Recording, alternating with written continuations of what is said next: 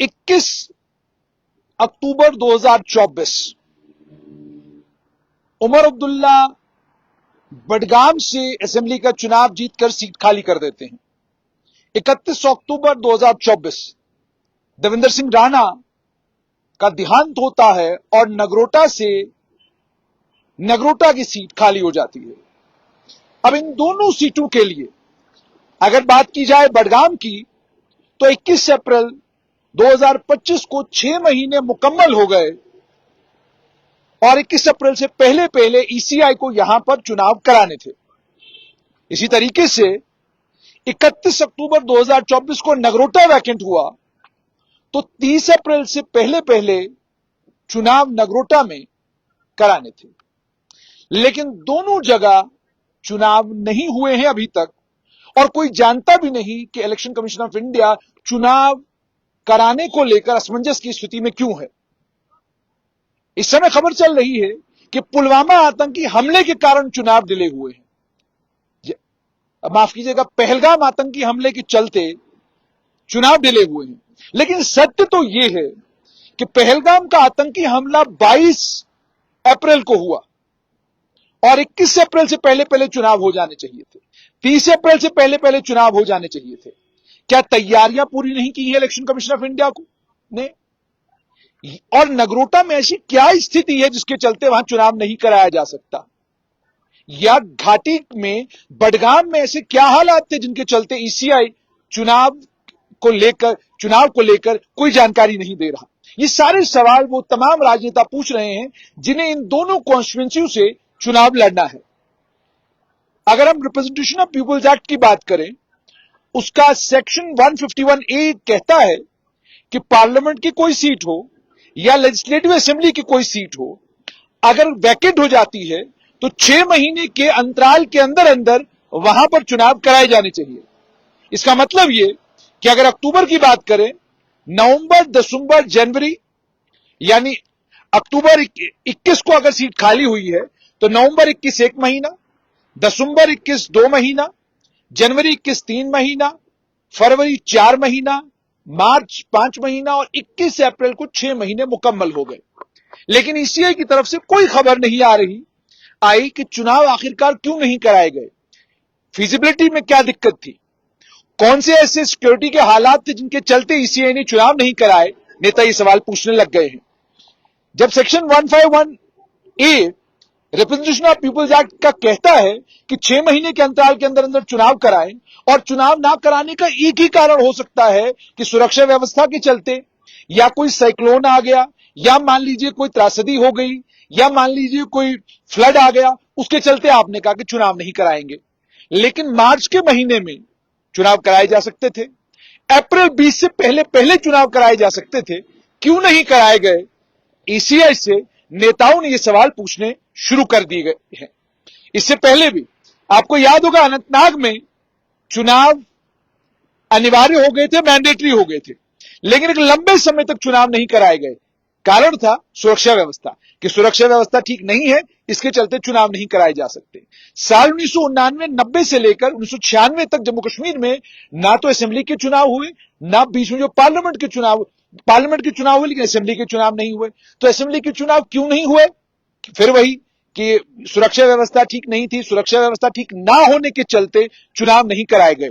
लेकिन किसी की समझ में नहीं आ रहा कि बडगाम हो या नगरोटा हो, दोनों असेंबली कॉन्स्टिट्यूएंसीज में ठीक अप्रैल 20 2025 तक हालात बिल्कुल सामान्य थे।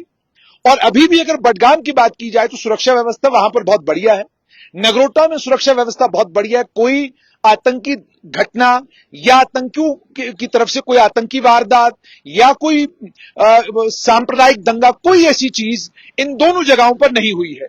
तो जब शांति है दोनों जगहों पर, जब हालात बिल्कुल ठीक है दोनों जगहों पर, तो फिर इलेक्शन कमीशन ऑफ इंडिया खामोश क्यों है? ईसीआई क्यों नहीं बता रहा कि बडगाम और साथ में नगरोटा, इन दोनों जगहों पर चुनाव कराने में इतना विलंब ईसीआई क्यों कर रहा है?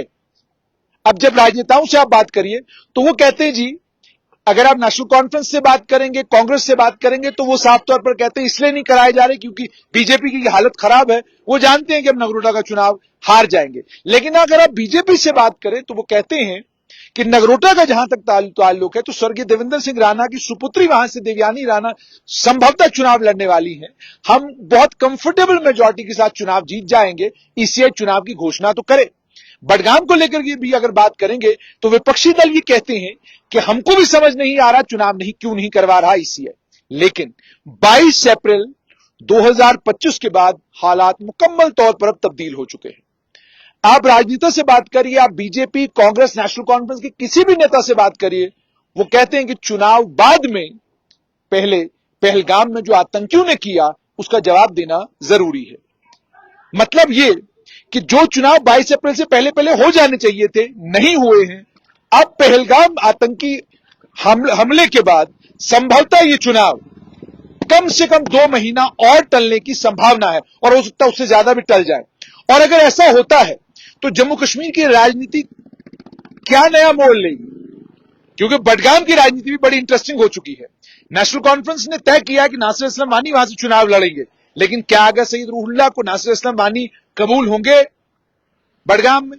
इसी तरीके से नगरोटा से देवयानी राणा को लेकर एक बात तो स्पष्ट है कि वो चुनाव लड़ रही हैं, लेकिन क्या जुगल किशोर के भाई नंद किशोर को बीजेपी इग्नोर कर सकती है? क्योंकि परिस्थितियां बदल रही हैं। बात अक्टूबर 2024 की जाए तो स्वर्गीय देवेंद्र सिंह राणा का देहांत हुआ था, लोग इमोशनली देवयानी राणा के साथ बहुत जबरदस्त तरीके से जुड़े हुए थे। लेकिन जैसे जैसे समय का कांटा आगे बढ़ता जा रहा है, वैसे वैसे वो जो एक सिंपैथी फैक्टर था, वो सिंपैथी फैक्टर आहिस्ता आहिस्ता आहिस्ता आहिस्ता खत्म होना शुरू हो जाएगा। क्योंकि जाहिर सी बात है, जैसे जैसे आप समय आगे बीतता जाएगा वैसे वैसे इंडिविजुअल के तौर पर देवयानी राणा कॉन्स्टिट्यूंसी में कैसा कर रही हैं, लोगों के साथ उनका संपर्क कैसा है, संवाद कैसा है, वो सारी चीजें भी मैटर करेंगी। इसमें कोई शक नहीं कि बीजेपी के पास अच्छी खासी फौज है चुनाव लड़ने के लिए, ताकतवर दमदार पार्टी है बीजेपी। लेकिन आप नेशनल कॉन्फ्रेंस को नगरोटा में इग्नोर करें, ऐसा मुमकिन नहीं है। और विवादित Jammu Kashmir national panthers party, क्योंकि विवाद यह है कि किसकी पार्टी है। हर्षदेव सिंह चुनाव लड़ने के लिए रामनगर से पहले हारे, फिर चिनैनी से चुनाव हार गए और अब वो नगरोटा आ गए हैं, नगरोटा से चुनाव लड़ने के लिए। तो हर्षदेव सिंह भी एक प्रत्याशी हैं। इसके अलावा कांग्रेस भी दावेदारी वहां पर नगरोटा में अपनी ठोक रही है।